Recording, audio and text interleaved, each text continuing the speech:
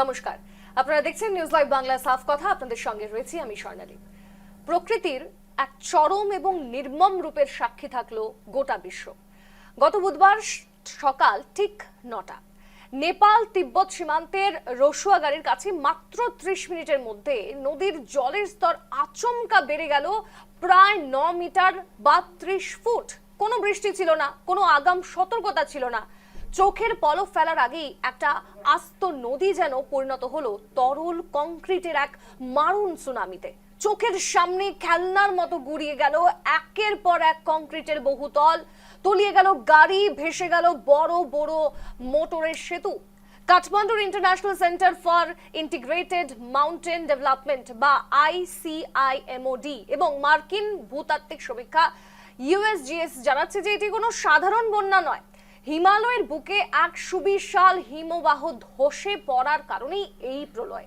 ইতিমধ্যে নেপাল ও তিব্বত মিলিয়ে মৃত ও নিখোঁজের সংখ্যা কিন্তু হু হু করে বাড়ছে, যাদের মধ্যে রয়েছেন বহু ভারতীয় পর্যটক ও কৈলাস মানসরোবর যাত্রীর দলের পাশাপাশি স্থানীয় ও বিদেশিরা।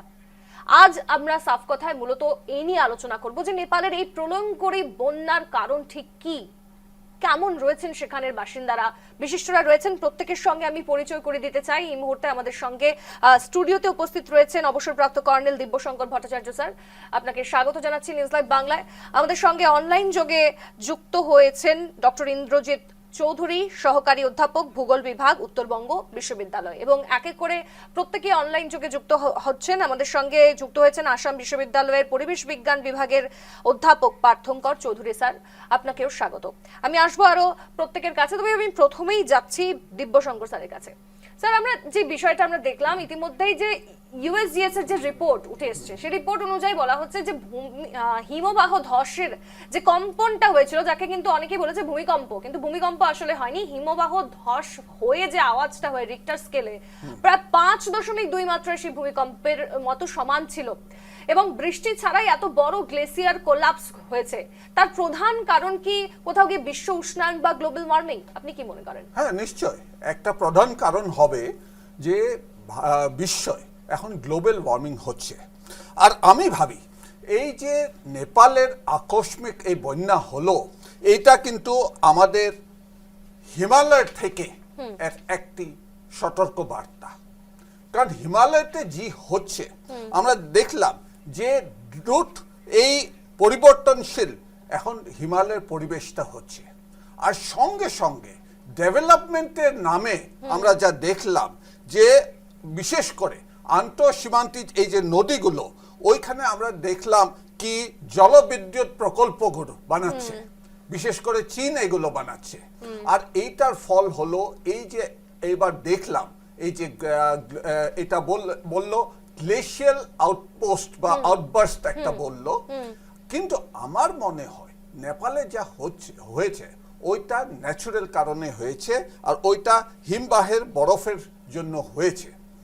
কিন্তু সঙ্গে সঙ্গে এইটাও দেখতে হবে যে চীন যে সাংপো নদী অর্থাৎ ব্রহ্মপুত্রের উপরে যে নদী বাঁধ বানাচ্ছে, যে জলবিদ্যুৎ প্রকল্পগুলো বানাচ্ছে, ওইটার কিন্তু আমি ভাবি যে ওইটার কিন্তু ফল আমাদের জন্য একটু ভয়াবহ হতে পারে। আর বিশেষ করে তো যদি ভূমিকম্প একটা হয়, তাহলে কিন্তু আমি ভাবি যে অরুণাচল আর আসাম বিশেষ করে ধ্বংস হয়ে যাবে। এই জন্য আমি এটা বলছি, কারণ নেপালে তো আমরা দেখলাম যে এটা হিমালয়ের পরিবেশের কারণে হয়েছে। কিন্তু আমরা যদি দেখি যে নেপাল থেকে অরুণাচল এই পুরো হিমালয়ে একটা ইকোসিস্টেম একটা আছে, একটা ইকোসিস্টেম। আর এইখানে এই সাংপো নদী, ওইটা হলো নেপাল বা ওইটা হলো তিব্বতে, ওইটাকে সাংপো বলে। তারপরে যখন এই নদীটা অরুণাচল আসে, ওকে সিয়াং বা দিহাং বলে। আর আসামে ওইটা ব্রহ্মপুত্র, আর তারপরে বাংলাদেশে ওইটা পদ্ম নদী হয়। কিন্তু এখন আমরা দেখলাম কি চীন এই সাংপো নদীর উপরে অত নদী বাঁধ বানাচ্ছে, অত জলবিদ্যুৎ প্রকল্পগুলো বানাচ্ছে। ওইটা কিন্তু ওইটা একটা আমার মনে হয় কি একটা আমাদের জন্য ভবিষ্যতে একটা ওয়াটার বম্ব হবে। আর এই জন্য আমি ওয়াটার বম্ব বলি, কারণ চীন আরম্ভ করেছিল এই প্রোগ্রামগুলো 2015 সনে। প্রথম বানালো জাংবু হাইড্রো পাওয়ার ইলেকট্রিক স্টেশন। এটা ছিল মাত্র 500 মেগাওয়াটের একটা প্রজেক্ট। তার 2 বছরের পরে ওই সাংপো নদীতে দাগু হাইড্রো ইলেকট্রিক পাওয়ার প্রজেক্ট একটা বানালো। ওইটা ছিল 650 মেগাওয়াটের প্রজেক্ট। তারপরে বানালো জিএক্সু হাইড্রো ইলেকট্রিক প্রজেক্ট, তারপরে বানালো জিয়াচা হাইড্রো ইলেকট্রিক প্রজেক্ট। আর 2025 সনে ওরা বানালো মেডক হাইড্রো ইলেকট্রিক প্রজেক্ট। আর মেডকটা এই জন্য আমি ভাবি, কারণ এইটা বানালো গ্রেট বেন্ড, যা অরুণাচলের সিয়াং প্রভিন্সের পাশেই বানাচ্ছে। আর ওইখানে আমরা যদি দেখি এই মেডক যে ড্যামটা, ওইটা হলো 60,000 মেগাওয়াটসের প্রজেক্ট। 60,000।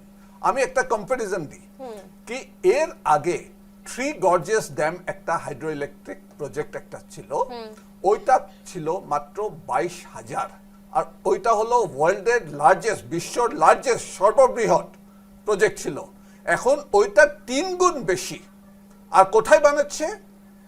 সিয়াং প্রভিন্স এর পাশে, অর্থাৎ অরুণাচলের পাশে। আর এইখানে যদি, আর এইটা হলো একটা আর্থকুয়েক, ভূমিকম্প প্রবল এইটা জায়গা, আর এইখানে ফল্ট লাইন আছে। আর এইখানে যদি ভূমিকম্প একটা হয়, তা আমার মনে হয় কি এখন যা নেপালে হচ্ছে ওর থেকে অত্যন্ত অনেক বেশি আমাদের অরুণাচল আর আসামে প্রভাব হবে।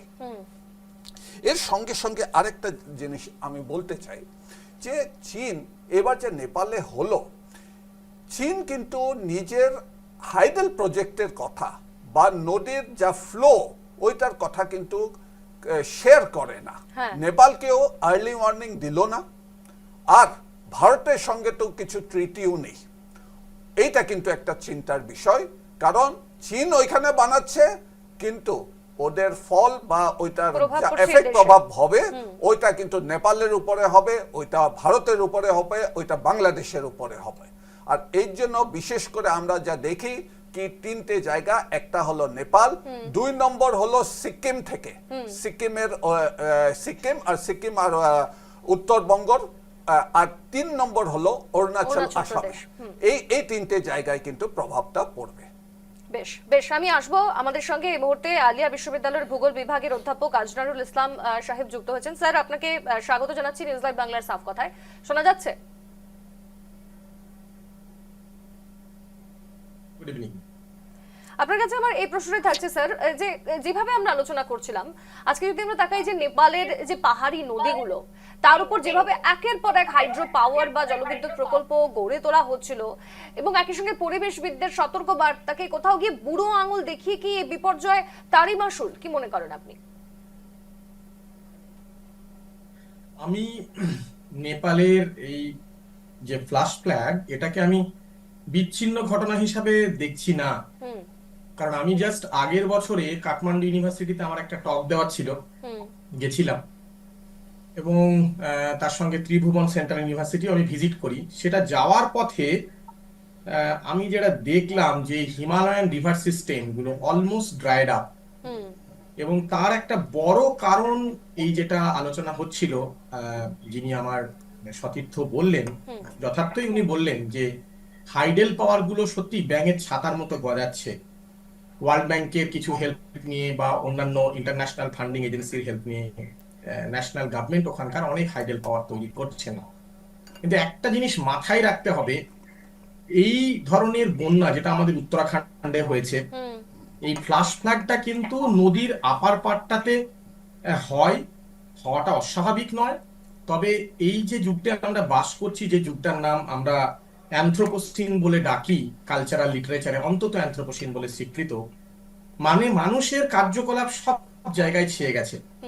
আজকে যে জায়গাতে যে ভয়ানক রূপ আমরা দেখলাম, আমি জাস্ট একটু অন্য দিক থেকে ভাবি এটাকে, যে ফ্লাডের না দুটো দিক হয়, একটা হ্যাজার্ড আর একটা ডিজাস্টার। শুধু ফ্লাড নয়, যে কোনো ন্যাচারাল ক্যালামিটি বা ইভেন্টসের তাই হয়। হ্যাজার্ড মানে হচ্ছে ওই ইভেন্টটার কতটা ক্ষয় করার বা কতটা আঘাত হানার ক্ষমতা। যেমন ধরুন ফ্লাডের কালকে যেটা ছিল, তার ভেলোসিটি, তার ডেপথ, তার অন্যান্য যে প্রপার্টিজ গুলো ভীষণ ভাবে হ্যাজার্ড। এবার এই গেল হ্যাজার্ডের দিকটা। এবার ভাবুন ওই জায়গাটাতে ডিজাস্টার, এই জায়গাটায় এলো, এটা ডিপেন্ড করলো ওই পার্টিকুলার জায়গার কমিউনিটি ক্যারেক্টারিস্টিক্স এর উপরে। মানে যে মানুষজন ওখানে আছেন তারা কিভাবে ওখানকার ল্যান্ড ইউজ, ল্যান্ড কভার করছেন একদম নদীর ধারে। আমরা আমি যখন ছেলেমেয়েদের পিএইচডির কাজ করাই, একজন বিখ্যাত এনভায়রনমেন্টালিস্ট আছেন bridge Gopal, professor bridge Gopal, he was from JNU. উনি একটা কনসেপ্ট দিয়েছিলেন যে আপনার রিভার করিডোর, এবং যেমন আমাদের কোস্টাল রেগুলেশন জোন আছে ওইরকম রিভার রেগুলেশন জোনের কথা উনি বলেছেন। যে একদম রিভারের বেড থেকে শুরু করে তার ডান দিকে বাঁ দিকে 100 মিটারের বাফার, বা আরেকটু দূরে আরেকটু বাফার। বাফার মানে এগুলোকে ছেড়ে দেওয়া, একদম নদীর ধার ধরে যদি হয় সেখানে রিভারের জন্য এক্সক্লুসিভলি ছেড়ে দেওয়া, আরেকটু দূরে গিয়ে অনলি এগ্রিকালচার। যে জায়গায় ঘটনাটা ঘটেছে স্যার, আপনি বললেন যে একেবারে দেখাই যাচ্ছে নদীর ধারেই বড় বড় অট্টালিকা, বড় বড় বেশ কিছু অনেক কিছু। এক্স্যাক্টলি। ধরুন বাফার গুলো, যে ব্রিজ গোপাল সাহেব যে কথাটা বলেছিলেন যে রিভারের একটা নিজস্ব জায়গা আছে যেটাকে বলা হয়ে থাকে ফ্রিডম স্পেস। যেমন আমাদের প্রত্যেকের ধরুন একটা চলাফেরার জায়গা আছে। একদম। নদীকে আজকে নিউজিল্যান্ড সরকার কিন্তু নদীকে হিউম্যান রাইটস দিয়েছে। আমাদের দেশে সেটা নিয়ে অনেক আন্দোলন হয়েছিল, সুপ্রিম কোর্ট পর্যন্ত গড়িয়েছিল, কিন্তু সেটাতে হিউম্যান রাইটস মানে নেই, ন্যাচারাল রাইটস এর দিক থেকে। মানে সে তার নিজস্ব জায়গাতে, মানে তার একটা অস্তিত্ব আছে। এবং সত্যি কথা বলতে নদী তার, আমরা যখন ফ্লুভিয়াল জিওমর্ফোলজিতে পড়াই যে রিভার হ্যাজ এ মেমারি, এবং রিভারটা এক জায়গা থেকে অন্য জায়গায় সুইং করবে, যাবে আসবে, এই জায়গাটা কিন্তু খুব স্বাভাবিক।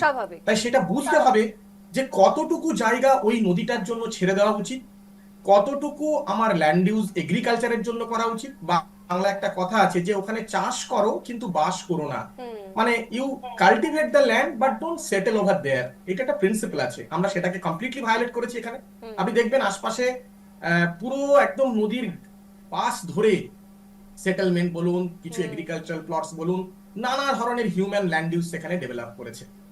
এবং তার যেই এই ল্যান্ড ইউজটা কমপ্লিট ভায়োলেশন হয়েছে, তাই জন্যই এতটা খারাপ অবস্থা।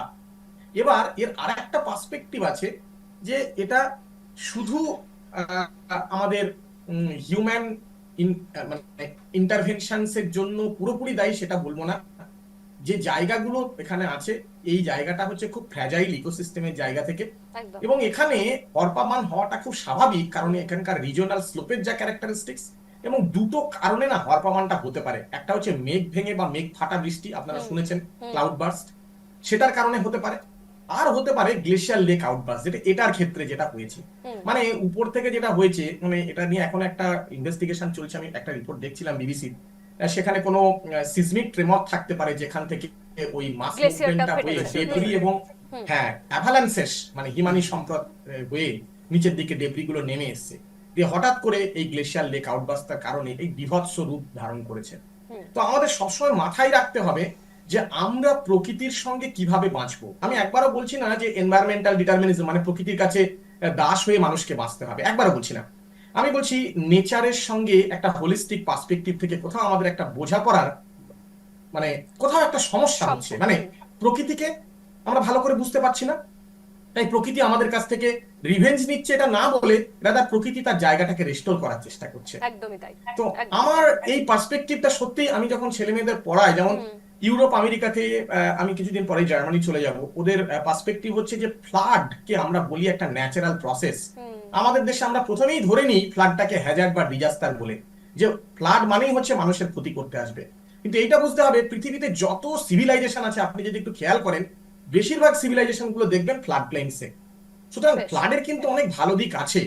এই পশ্চিমবঙ্গেই দেখবেন প্রচুর জায়গা আছে যেখানে ফ্লাড হয়ে, মিদনাপুরে আছে, হুগলির গঘাটে আছে, যেখানে বন্যা হলে তার পরে প্রচুর সুন্দর ফসল ফলে।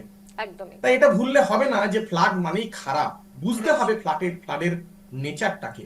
এবং সেটা যদি বোঝা যায়, তার একটা হোলিস্টিক পার্সপেক্টিভ, মানে আপনাকে সবটা বুঝতে হবে। মানে ওই একটা বুঝবো আর একটা বুঝবো না দিয়ে সেই রকম করে প্ল্যানিং করে দেবো।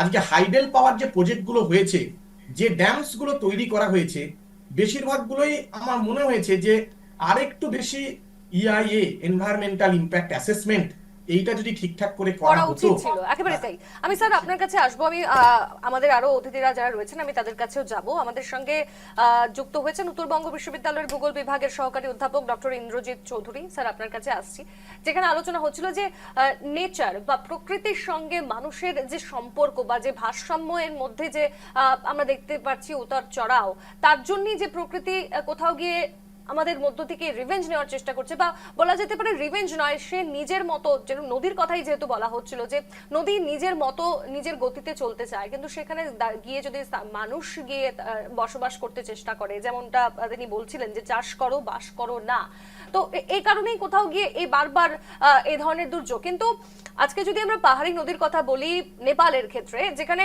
মাত্র 8 ঘন্টায় আমরা দেখেছি যে 30 ফুট জল বেড়ে গেছে এবং সেই জল আস্তে আস্তে আরো বাড়তে শুরু করলো, যে আজকের দিনে দাঁড়িয়ে উন্নত প্রযুক্তিতেও কি এই ধরনের হরপাবানের আগাম পূর্বাভাস দেওয়া কোনোভাবেই সম্ভব নয়?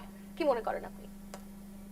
দেখুন, বিষয়টা হচ্ছে যে আমি যদি একটা মানুষের প্রসঙ্গে আসি, একটা মানুষ যখন চলতে চায় তাকে যদি কোথাও আটকে দেওয়া হয়, সে কি করে সেই বাধাটাকে অতিক্রম করার জন্য আইদার বাঁ দিক দিয়ে বা ডান দিক দিয়ে মুভ করার চেষ্টা করে।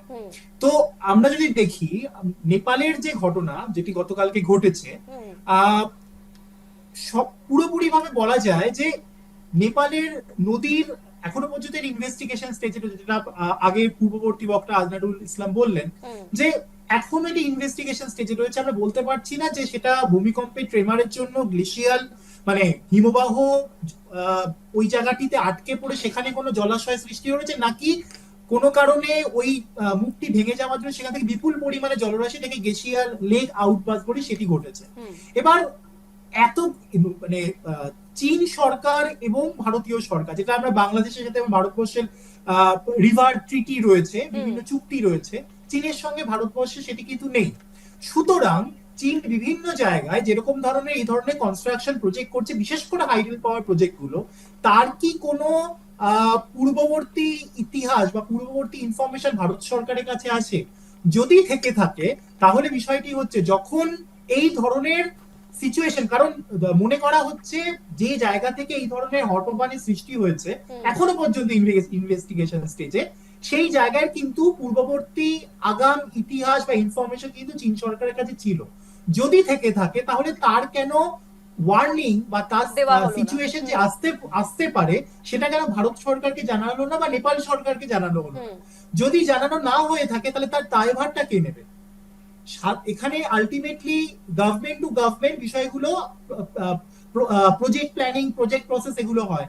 কিন্তু কালকে যে ডিভাস্টেশন ইস্যু আমরা দেখতে পেরেছি, এত শয়ে শয়ে মানুষের নিখোঁজ হয়ে যাওয়া, এত পর্যটক যে নিখোঁজ হয়ে যাওয়া, এত মানুষের প্রাণহানি হওয়া, এর আলটিমেটলি ক্ষতি বা তার যে ক্ষতিকর প্রভাব পূরণ করা সম্ভব। হয়তো পরবর্তীকালে প্রসেস বা প্ল্যানিং হিসাবে কিছু অর্থ সাহায্য বা এটি করা হতে পারে, কিন্তু যে পরিমাণ ক্ষয়ক্ষতি হলো, যে পরিমাণ বিপর্যস্ততা তৈরি হলো গোটা নেপালের কিছু অংশ, নেপালের অনেকটা অংশ জুড়ে, বিশেষ করে উত্তরের কোশি নদী এবং তার পার্শ্ববর্তী জায়গায় এবং বিশেষ কিছু কিছু জেলাতে, তার কি ক্ষতিপূরণ দেওয়া সম্ভব? আমরা যত দিন যাচ্ছি ততই আমরা কি করছি, কোন কোন ক্ষেত্রে বিভিন্ন জায়গায়, ইভেন উত্তরবঙ্গের ক্ষেত্রে, তিস্তার ক্ষেত্রে বিভিন্ন জায়গায় হাইডেল পাওয়ার প্রজেক্ট হচ্ছে। এই হাইডেল পাওয়ার প্রজেক্ট গুলোর আলটিমেটলি ইম্প্যাক্টটা কোথায়? যদি পরিবেশের উপর এই হাইডেল পাওয়ার প্রজেক্ট গুলোর ইম্প্যাক্টকে আমরা অ্যানালিসিসই না করতে পারি, শুধু পরপর নদীর গতিপথকে আটকে দিয়ে তারপর আমরা এক নির্দিষ্ট কিলোমিটার অন্তর অন্তর শুধুমাত্র বিদ্যুৎ উৎপাদন করব বা আশপাশের অঞ্চলকে উন্নতি করবো বলে হাইডেল পাওয়ার প্রজেক্ট গুলো তৈরি করা হচ্ছে, কিন্তু তার ইম্প্যাক্ট কি আমরা অ্যানালিসিস করছি না। একটা নদীর গতিপথকে স্বাভাবিকভাবে আটকে দিলে তার ব্যাক সাইডে যে বিপুল পরিমাণ জলরাশি জমতে শুরু করে, সেটা যখনই এই ধরনের, মানে আমি ধরে নিলাম যে কালকের ঘটনায় তিব্বতে কোনো একটি জায়গায় প্রচুর পরিমাণে বৃষ্টি হয়েছে বা হঠাৎ করে 100 মিলিলিটার বেশি বৃষ্টি হয়েছে আচমকা, এবং যেই জল ধারণের ক্ষমতা ছিল না, গ্লেশিয়ার লেক আউটবাস্ট করেছে। কেন এটা হবে? এটা কেন হবে? যদি সেই সিচুয়েশন হয় তাহলে কোন রকম পদ্ধতিতে তো সেই ওয়ার্নিং দেওয়া উচিত ছিল, সেই সতর্কবার্তা দেওয়া উচিত ছিল, তাহলে এত প্রাণহানি হতো না। তো সুতরাং স্বাভাবিক নিয়মে আমরা প্রকৃতিকে পুরোপুরি ভাবে নিজেদের কন্ট্রোলে রাখার চেষ্টা করছি, যা আজনারুল স্যারও বললেন যে এনভায়রনমেন্টাল ডিটারমিনিজম। আমরা মানুষ সব পারে, কিন্তু মানুষ প্রকৃতিকে যদি পুরোপুরি ভাবে নষ্ট করে দেয় তার রিভেঞ্জ কিন্তু প্রকৃতি প্রকৃতি নিজের অবশ্যই থেকেই নেবে, যেটা নেবে। একেবারেই স্যার, আমি অবশ্যই, যেটা আপনার আমরা কাছে দেখতে আসবো। পাচ্ছি। আমাদের সঙ্গে আসাম বিশ্ববিদ্যালয়ের পরিবেশ বিজ্ঞানের অধ্যাপক পার্থঙ্কর চৌধুরী স্যার রয়েছেন। স্যার, আপনাকে আবারও স্বাগত। এবং প্রশ্নটা সেখানেই যে কোথাও গিয়ে প্রকৃতি যে নিজের রিভেঞ্জ নেবে সেটা কিন্তু বলার অপেক্ষা নয়, কিন্তু নেপালের এই জলস্রোত যদি আমরা দেখি তাহলে এখন গিয়ে বিহারের গন্ডক নদী বা উত্তরপ্রদেশের সীমান্ত এলাকাও কিন্তু বড় বন্যা ডেকে আনতে পারে। ইতিমধ্যে সেখানেও সতর্কতা জারি করা হয়েছে। এবং তার পাশাপাশি গোটা ভারতবর্ষের কথা যদি বলি এবং বিশেষ করে উত্তর পূর্বাঞ্চলের যদি কথা বলি, অসম সহ উত্তর পূর্বাঞ্চল কতটা আজকের দিনে দাঁড়িয়ে প্রস্তুত এবং ডাউনস্ট্রিম এলাকার মানুষদের বাঁচাতে কি কি পদক্ষেপ নেওয়া উচিত বলে আপনি মনে করেন? নমস্কার। বিষয়গুলো হচ্ছে, আমরা শুধু নেপালের বিষয়টাকে আইসোলেটেড হিসেবে দেখলে হবে না। যে জিনিসটা হচ্ছে যে আমরা যদি গত 2-3 বছরের মধ্যে যে সমস্ত ন্যাচারাল ডিজাস্টার এই ভারতবর্ষ বা মানে ইন্ডিয়ান সাবকন্টিনেন্টে হয়ে গেছে সেগুলো দেখি। হ্যালো, হ্যাঁ বলুন স্যার। যদি দেখি তাহলে আমরা দেখব যে ধরুন 2023 সালের জানুয়ারি মাসে যোশীমঠ একদম ল্যান্ড সাবসিস্টেন্স, তার বছর দেড়েক পর কেরালার ওয়েনাড জুলাই 2024, তো বা ধরুন এইবার যেটা নেপালের যেটা গতকালকে যেটা হয়ে গেল ইনসিডেন্স, সবগুলো ক্ষেত্রে একটা জিনিসই কমন। ইস্যুগুলোকে যদি আপনি একটা মানে সরল রেখায় টানেন তাহলে যেটা দেখা যাবে যে আমরা অত্যাচার করছি প্রচন্ড পরিমাণে টুয়ার্ডস নেচার, এবং এবং কি বলবো, সম্ভবত প্রকৃতি সেই অর্থে তার মানে প্রতিশোধ যেটাকে বলা হয় সোজা ভাষায় যদি আমরা বলি, সেটা 1 বছরের মাথায়, 1.5 বছর মাথায়, 2 বছর মাথায় কোথাও না কোথাও কিছু না কিছু একটা ন্যাচারাল ডিজাস্টার হয়ে যাচ্ছে। তো এই যে ন্যাচারাল ডিজাস্টার গুলো হচ্ছে, তার মানে আমরা যারা আজকের দিনে ডেভেলপমেন্ট ভার্সাস কনজারভেশন একটা ইস্যু প্রায় সময় চলে আসে বিতর্কে, তো কতটুক সংরক্ষণ হবে, কতটুক ডেভেলপমেন্ট হবে, তার কোনো একটা ফাইন যেটা হেয়ারলাইন সেটাকে বের করা হয় না।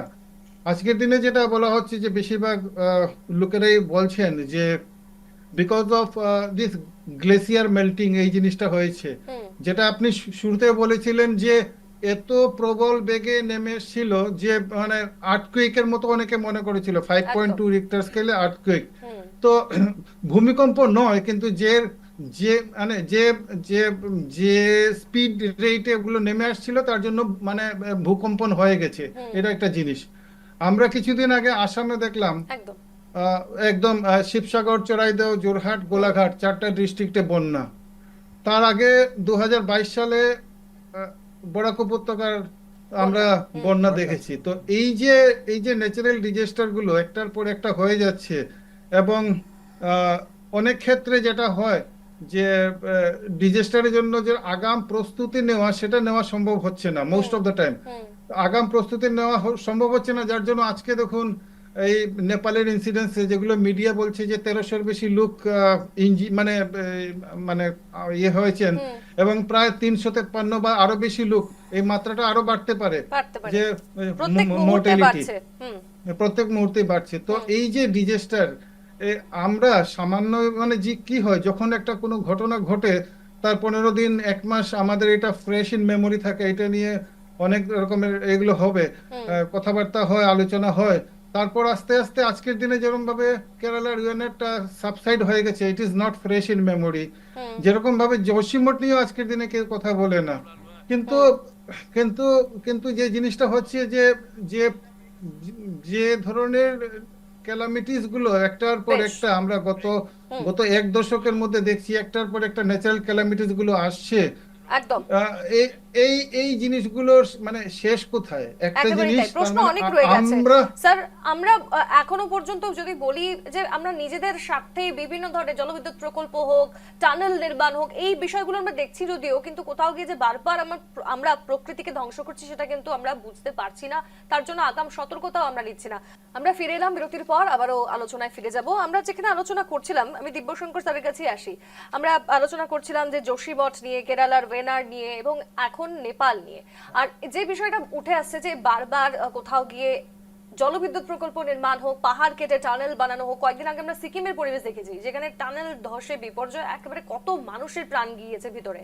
এবং বলতে হবে এই যে রিসেন্টলি যদি আমরা অসমের দিকে তাকাই, সেখানে দাঁড়িয়ে যে শিবসাগর চড়াইদেও জেলায় যে বন্যা, বিশেষ করে যেখানে অরুণাচলের জল নেমে আসে, এবং তারপর আমরা দেখলাম নাগাল্যান্ডে যেখানে কয়লা খনে, সেই কয়লা খননের পরিমাণ এতটাই বেড়ে গিয়েছিল যে ভেতরেই বিস্ফোরণ হয়, এবং তারপরে কিন্তু সেই জল একেবারে প্রত্যেক প্রান্তে ছড়িয়ে যায়। তো এই যে বিভিন্ন ধরনের ইনফ্রাস্ট্রাকচারাল ডেভেলপমেন্টের দিকে আমরা তাকাই, কিন্তু সে জায়গায় দাঁড়িয়ে সাধারণ মানুষের চিন্তা করা কি উচিত নয়? সাধারণ মানুষের জন্য বা পরিবেশবিদরা, পরিবেশ বিজ্ঞানীরা কিন্তু সতর্ক করে দেন যে এই জায়গায় টেকটনিক প্লেটসের কথা তারা বলেন, যে যদি আমরা বলি সয়েলের কথা, মাটির কথা, তার ধারণ ক্ষমতা এইটুকুই, এখানে এর চেয়ে বেশি বড় নির্মাণাধীন করা যাবে না, কিন্তু তারপরেও সেই সীমানাগুলো ছাড়িয়ে যাওয়া হয়। এই বিষয়গুলো কিন্তু উঠে আসছে বারবার, কিন্তু কোথাও গিয়ে বারবার ধামাচাপা দেওয়া হয়। আপনি কি মনে করেন? প্রকৃতির সঙ্গে আমরা যদি খেলি তো প্রকৃতি রিভেঞ্জ একটা নেবে। আর এইটা আমরা জোশিমাতেও দেখলাম, কেরালার ওয়ায়ানাতেও দেখলাম, এবার শিবসাগরেও আমরা দেখলাম। আর আমার মনে হয় এইখানে অন্ত হবে না, আগামী দিনে এগুলো আর বেশি পরিমাণে এগুলো হবে। আর দেখুন, এখন চীন আর নেপালের এই যে চীন জানতো কি এইটা একটা গ্লেশিয়াল আউটবার্স্ট একটা হয়েছে, কিন্তু ইনফরমেশনটা নেপালকে দিল না। যেমন এখন নেপালে হয়েছে, আমরা সতর্ক হয়ে গেছি, ওর জন্য উত্তরপ্রদেশ আর বিহারে আমরা অলরেডি হাই অ্যালার্ট করে দিয়েছি, ইভ্যাকুয়েশন করেছি। যদি নেপালে ওইটা করতো, যদি চীন ও নেপালকে বলে দিত, তাহলে হয়তো এখন যত মারা গেছে ও অত মারা যেত না। গতিকে চীন কি করছে, চীন এই জল এইগুলো যে এটাকে একটা ওয়াটার বম্ব হিসাবে ওরা ব্যবহার করছে। 2 নম্বর, আপনি দেখবে যে ভারতের সঙ্গে চীনের কিন্তু কিছু ওয়াটার শেয়ারিং ট্রিটি বা ওয়াটার ইনফরমেশন বা ইন্টিমেশন কিছু নেই। আর এই ট্রিটি না হলে চীন কখনো বলবে না কি এখানে একটা গ্লেশিয়াল আউটবার্স্ট হতে পারে বা এখান থেকে আমি জল আর বেশি ছেড়ে দেব, ওইগুলো কিছু কিন্তু এই মেকানিজমটা নেই। আর বিশেষ করে আমার চিন্তা এই জন্য হয়, কারণ চীন এখন যে মেডক ড্যামটা আমি একটু আগেই বলেছিলাম, ওই মেডক ড্যাম ওই জায়গায় বানাচ্ছে যখন 1950-তে আসাম যে আর্থকুয়েকটা হয়েছে ওর পাশে, ওর থেকে বেশি দূর না। আর ওই জন্য ওইখানে একটা সিসমিক ফল্ট লাইন একটা আছে। কালকে যদি একটা ভূমিকম্প হয়, ছোট ভূমিকম্প একটা হলে, এই যে 60,000 মেগাওয়াটস প্রোডাকশনের এই বৃহৎ এই মেডক ড্যামটা, ওইটা যদি বার্স্ট হয়ে যায় তখন কিন্তু অরুণাচল শেষ হয়ে যাবে। 1 নম্বর। 2 নম্বর, আমরা এখন কেবল খালি প্রকৃতির সঙ্গে লড়াই না, আমাদের লড়াই হচ্ছে যে আমরা প্রকৃতিকে যে ধ্বংস করছি, ওইটাও কিন্তু একটা প্রকৃতি একটা রিভেঞ্জ আমাদের উপরে নিচ্ছে। আর বিশেষ করে এই সময় যখন আপনি দেখবেন যে চীন আর চীনের সঙ্গে সঙ্গে ভারতও কিন্তু অরুণাচলে এখন ড্যাম বানাচ্ছে, ভীষণ বিদ্যুৎ এই প্রকল্পগুলো বানাচ্ছে, ওইগুলোও কিন্তু একটা সিসমিক জোনে বানাচ্ছে। ওর জন্য এইটা একটা চিন্তার বিষয়। আর সঙ্গে আরেকটা জিনিস বলি, যে এনভায়রনমেন্টাল ক্লিয়ারেন্স একটা হয়, কিন্তু এনভায়রনমেন্টাল ইম্প্যাক্ট অ্যাসেসমেন্ট একটা হয়, এইগুলো কিন্তু গণ্য করা যায় না যখন এরা বানায়। বেশ আমি আসবো, আপনার কাছে আসবো। আমাদের সঙ্গে এই মুহূর্তে পরিবেশ প্রযুক্তিবিদ সৌমেন্দ্র মোহন ঘোষ যুক্ত হয়েছেন। সৌমেন্দ্র দা, আপনাকে স্বাগত নিউজ লাইভ বাংলার সাফ কথায়।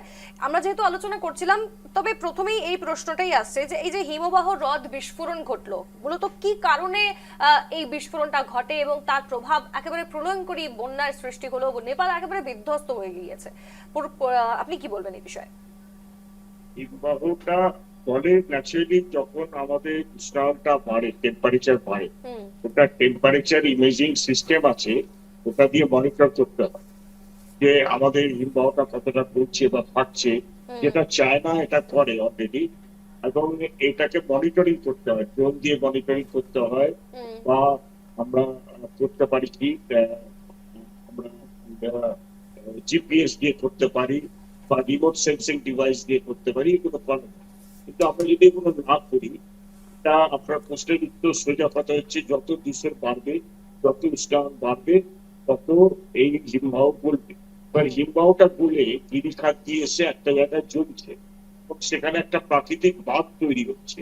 তারপরে যদি হঠাৎ করে একটা হিমবাহ চাই, বরফের চাই, বরফ আকারে এসে পড়লো, তাহলে পুরো জায়গাটা একটা স্ফীত হয়ে একটা আলোড়ন হয়ে ওটা পাস্ট করে। সেটাকেই আমরা বলছি গ্লেসিয়ার ডেক আউটবাস্ট ফ্লাড, মানে যেটাকে আমরা ফ্ল্যাশ ফ্লাড বলছি।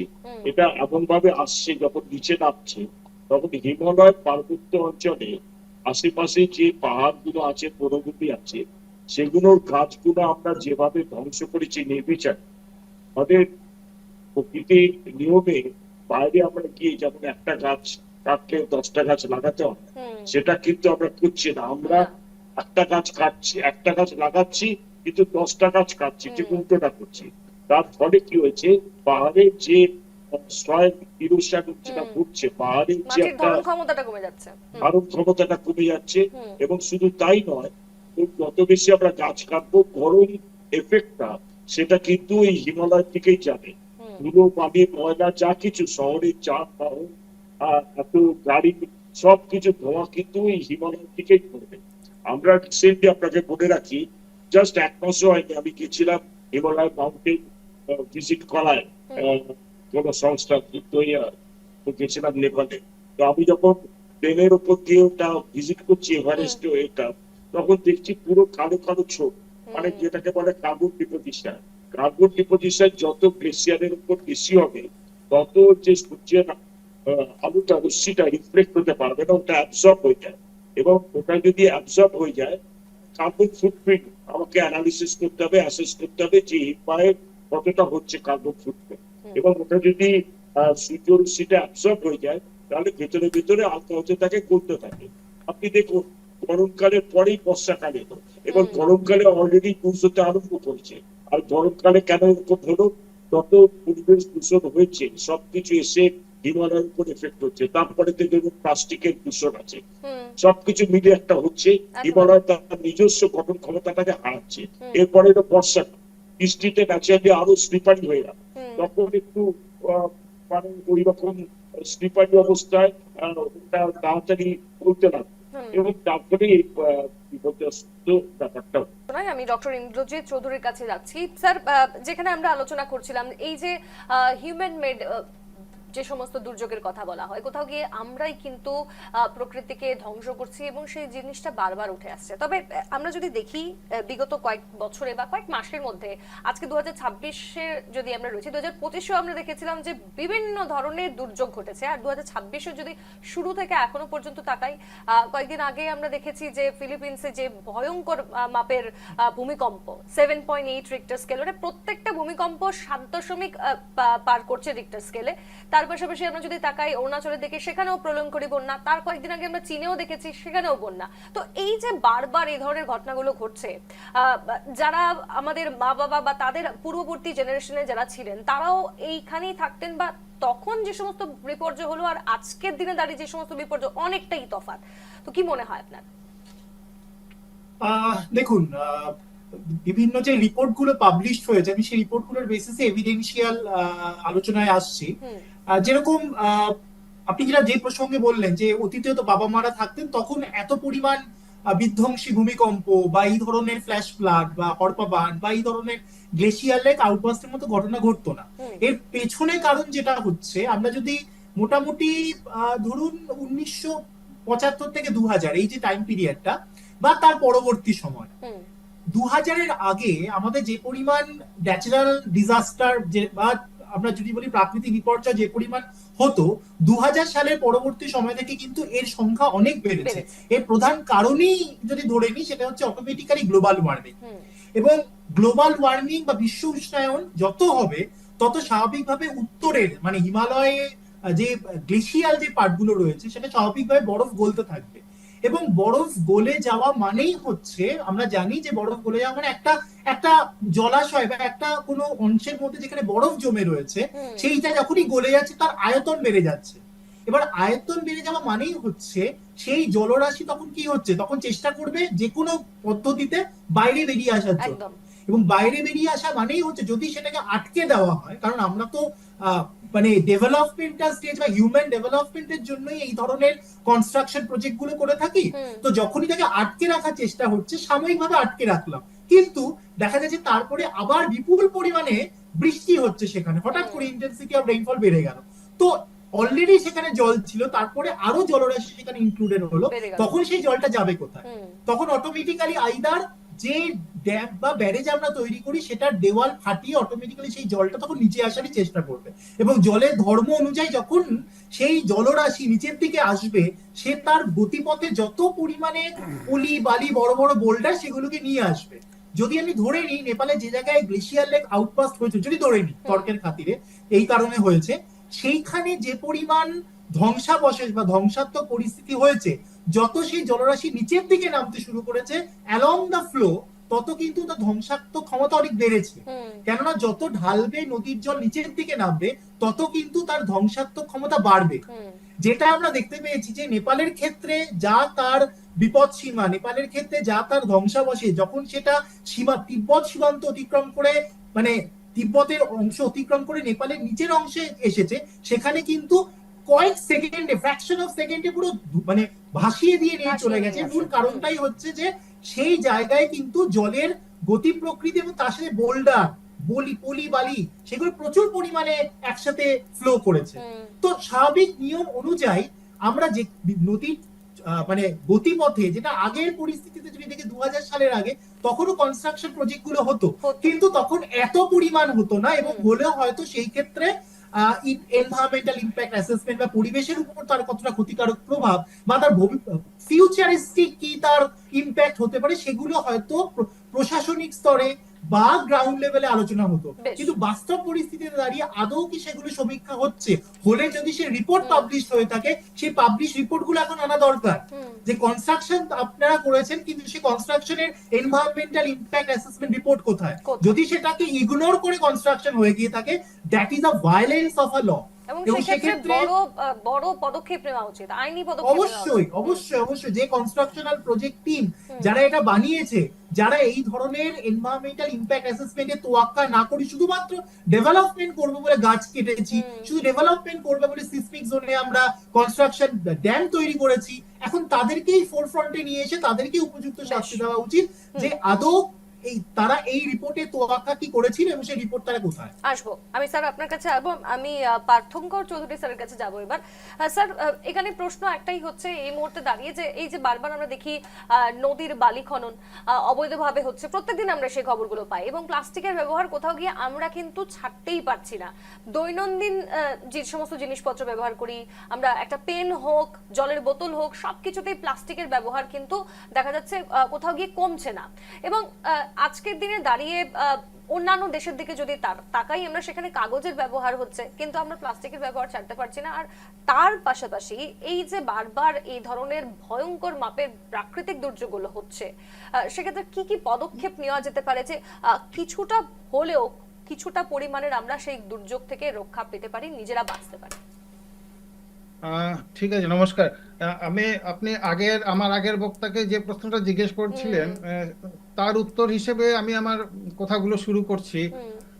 যেটা আপনি উনাকে বলছিলেন যে আমাদের আগের জেনারেশনে সেরকম ভাবে দুর্যোগ হতো না, ইদানিং কালে যেমন একটু বেশি ঘটছে, তো বিষয়টা সেরকম ঠিক না। আমরা দুর্যোগ বলে কি মানে বুঝি, জানালে আর্থকুইক বলুন বা কি বলে সাইক্লোন বলুন বা এই ধরনের বন্যা।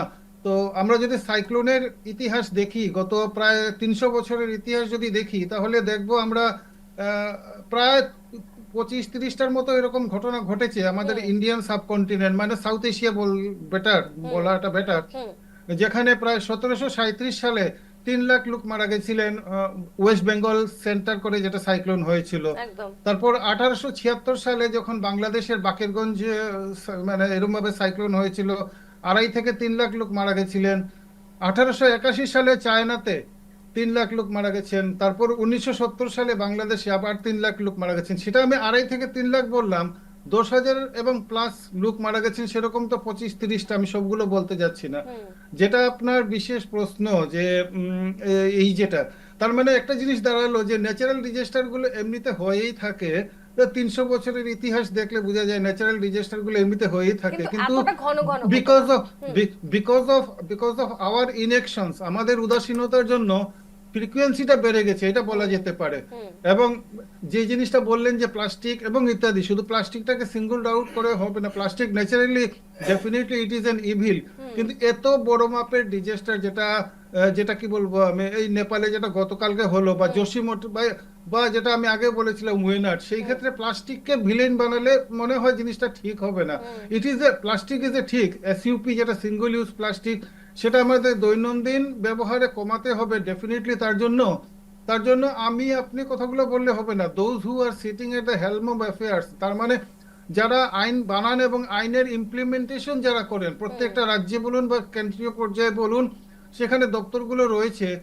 আর আইনের, আজকের দিনে ভারতবর্ষে আইনের কথা বললে কোনো ডেফিসিয়েন্সি নেই, সবগুলো আইন রয়েছে। একটা সময় ছিল আইনগুলো ছিল না, আজকের দিনে প্রায় সবগুলো আইন রয়েছে, ইনক্লুডিং ই ওয়েস্ট ম্যানেজমেন্ট অ্যাক্টগুলো রয়েছে। একদম। তো আইনের যদি প্র্যাকটিক্যাল ইমপ্লিমেন্টেশন হয়, in that case the society will get the benefit. সমাজ তার সুফল পেতে পারে তখনই যখন আইন করে বন্ধ করা হবে প্লাস্টিক ব্যবহার বলুন, বা ধরুন ইআইএ করে এই নদীর উপর ড্যাম বানানো হবে কি হবে না সেই জিনিসটাকে ঠিক করা হবে। আমরা কিন্তু মোস্ট অফ দ্য কেসেসে কি হয়, সেগুলো যেটা বলা হয় একটা ইনডাইরেক্ট একটা ইঙ্গিত থাকে যে আমাকে অনুমতি, যেন সরকার তরফ থেকেই বলুন বা যেখান থেকেই বলুন, যে বা যারা বানাবে সেই দিকটা সেই দিন মনে থাকে না। শীতের মরশুমে বসে যখন ইয়ে করা হবে, তখন এই বর্ষার সময় যে বন্যা হবে সেই কথাটা মাথায় রাখতে মানে হবে, থাকে না, প্রায় প্রায় থাকে। মানে এইগুলো হচ্ছে কি একটা ডিজাস্টার। অ্যান্ড আরেকটা জিনিস বলুন, মানে আমি যেটা বলবো, যেটা যেটা যেটা যেটা সুপ্রিম কোর্টের নির্দেশনামা রয়েছে, যে পরিবেশ অধ্যয়নটা সব ক্ষেত্রে কম্পালসারি। যদি পরিবেশ বাড়াতে হবে। অধ্যয়নটাকে আমরা যদি নামকাস্তে রাখি, যে নামমাত্র রাখলাম, কিন্তু কলেজ বিশ্ববিদ্যালয়গুলোতে পরিবেশ দপ্তর নেই, বিভাগ নেই, তাহলে পরিবেশের দিকটা যে ভাববেন সেই লোকগুলো কারা? একেবারে। এটা একটা বিশাল গ্রে একেবারে, এরিয়া, এটা অর্থাৎ আমার কোথাও গিয়ে হিসাবে। পরিবেশ বিজ্ঞান নিয়ে আমরা যদিও পড়াশোনা করি, স্কুল হোক, কলেজে হোক, ইউনিভার্সিটিতে, কিন্তু আসলে দৈনন্দিন জীবনে তা আমরা ব্যবহার কতটা করছি, আমরা কতটা সচেতন, সেটাই কিন্তু গুরুত্বপূর্ণ। ফিরে এলাম বিরতির পর, আলোচনায় ফিরে যাব। আমাদের সঙ্গে রয়েছেন সৌমেন্দ্র মোহন ঘোষ। আমি সৌমেন্দ্রদা আপনার কাছে এবার আসছি। যেহেতু আমরা আলোচনা করছিলাম যে কোথাও গিয়ে যে দৈনন্দিন জীবনে আমরা কতটা সতর্ক, পরিবেশ নিয়ে আমরা কতটা ভাবছি, এটা কিন্তু আজকের দিনে দাঁড়িয়ে যথেষ্ট তাৎপর্যপূর্ণ এবং গুরুত্বপূর্ণ দিক। না হলে আগামীতে এই ধ্বংসাবশেষ কিন্তু কিছুতেই থামবে না। আজকে বন্যা, হরপাবান হোক, আজকে সাইক্লোন হোক, বা বিভিন্ন ধরনের বিপর্যয়, একেবারে পৃথিবীকে যে কোথাও গিয়ে আমরাই ধ্বংসের মুখে ঠেলে দিচ্ছি, তাই মনে করছেন বিভিন্ন মহল। আপনি কি বলবেন?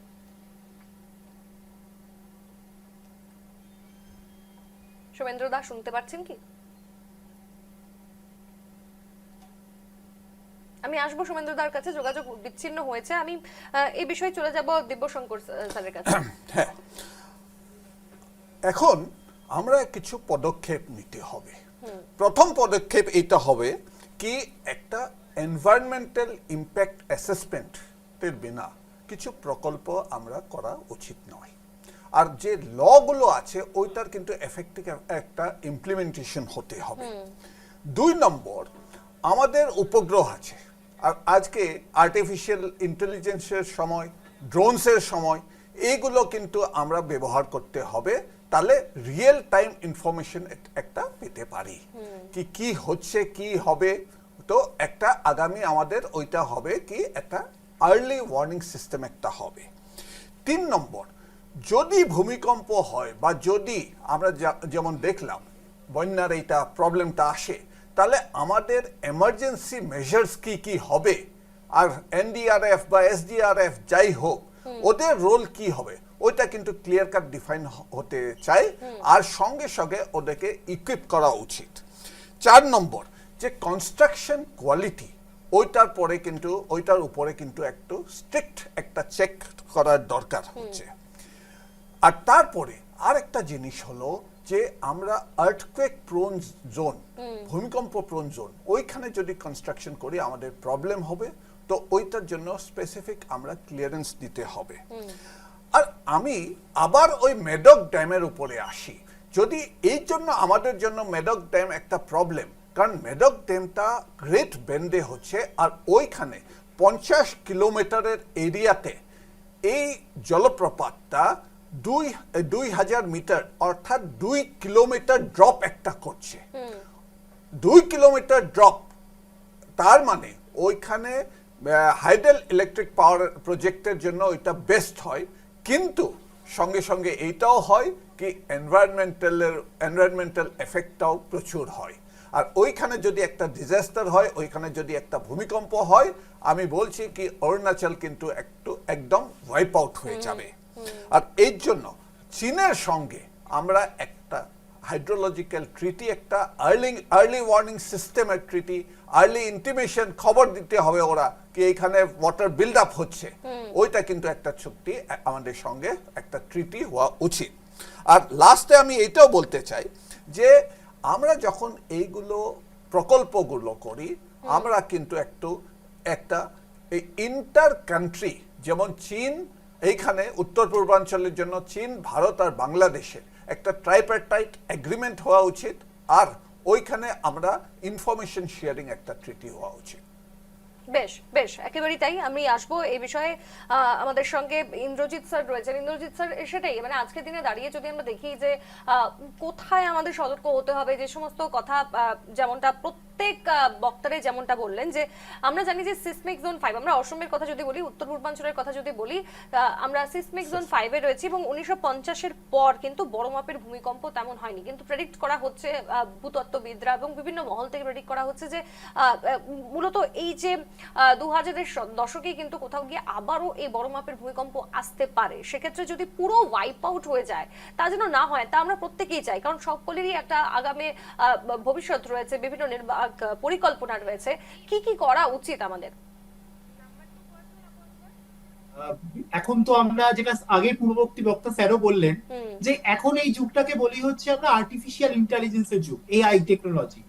তো এআই টেকনোলজি দিয়ে আমরা শুধুমাত্র সেটাকে গবেষণা পারপাসে ব্যবহার না করে সেটা বাস্তবসম্মতভাবে ইমপ্লিকেশন করা দরকার। যেরকম কিরকম ভাবে করতে পারি, প্রথমত হচ্ছে আমরা এখন বর্তমানে কিন্তু আমাদের কাছে ইজিলি অ্যাভেলেবল স্যাটেলাইট ইমেজ পাওয়া যায়, যেটা আমরা পৃথিবীর যে কোনো জায়গায় মাইক্রো লেভেল স্টাডি করার জন্য কিন্তু এই স্যাটেলাইট ইমেজগুলো অ্যাভেলেবল, এবং যে কোনো সময় যে কোনো জায়গায়, ইভেন কালকে যে নেপালের ঘটনাটা ঘটেছে তার আগের স্টেজে ওই কোশি রিভারে এবং আশপাশে পার্শ্ববর্তী অঞ্চলে কি পরিস্থিতি ছিল এবং গতকালকে ঘটনার পরের কি আফটার মাথ, তারও কিন্তু স্যাটেলাইট ইমেজ অ্যাভেলেবল হয়ে গেছে। তার মানে কি আমরা স্যাটেলাইট ইমেজের মাধ্যমে সহজেই বলে দিতে পাচ্ছি যে কোন কোন জায়গায়, যেমন ধরলাম যে যদি গ্লেশিয়ার লেক আউটবাস্টের মতো সিচুয়েশন হয়, বা আমরা দেখতে পাচ্ছি যে আসাম বা অরুণাচল বা এরকম কোন জায়গায় হঠাৎ করে প্রচুর পরিমাণে বৃষ্টি হচ্ছে, তো বৃষ্টি হওয়ার জন্য ইমেজ, স্যাটেলাইট ইমেজের মাধ্যমে আমরা দেখতে পাচ্ছি যে বাঁধের জলরাশি আস্তে আস্তে বাড়ছে।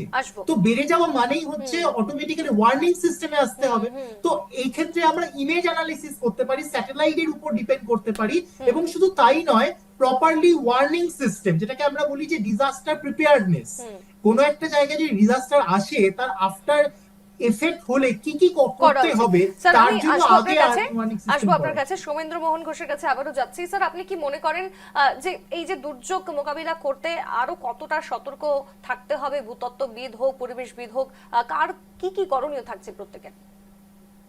এই যে আর্লি মেসেজ যেটা আমাদের ওয়ার্নিং দিচ্ছি, এটা প্রত্যেকের প্রযুক্তিগত অনেক উন্নয়ন দরকার। প্রযুক্তিগত উন্নত না হলে এই আর্লি অ্যালার্ট মেসেজে আমাদের কোনো কাজ হবে না। সেটা হচ্ছে, আমি আগেই বললাম যে ওখানে ড্রোন মনিটরিং করতে হবে, থার্মাল ইমেজিং করতে হবে যে কতটা ভ্রমণ হচ্ছে। এছাড়াও ওখানে যে দরকার যে রিমোট সেন্সিং ডিভাইস গুলো প্লেস করতে হবে, তো যেখান থেকে কতটা এফেক্ট হতে পারে, কতটা জায়গা ফেটে যেতে পারে, বা জলের তাপমাত্রা কি করে, এগুলো দরকার। এটা না করলে আদারওয়াইজ যে আমাদের আর্লি ওয়ার্নিং সিস্টেমটা কার্যকরী হবে না। শুধুমাত্র আমাদের দেখা যাবে যে পরিবেশগত শরণার্থী তৈরি হয়েছে, এরকম প্রাকৃতিক বিপর্যয়ের কারণে হাজার হাজার মানুষের মৃত্যু হয়েছে, এখনো 13,000 লোককে খুঁজে পাওয়া যাচ্ছে না।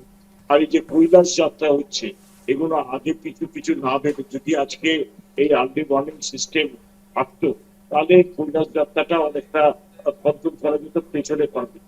তো এই যা কিছু হচ্ছে, যা নির্মাণ কার্য হচ্ছে বা হাইওয়ে হচ্ছে বা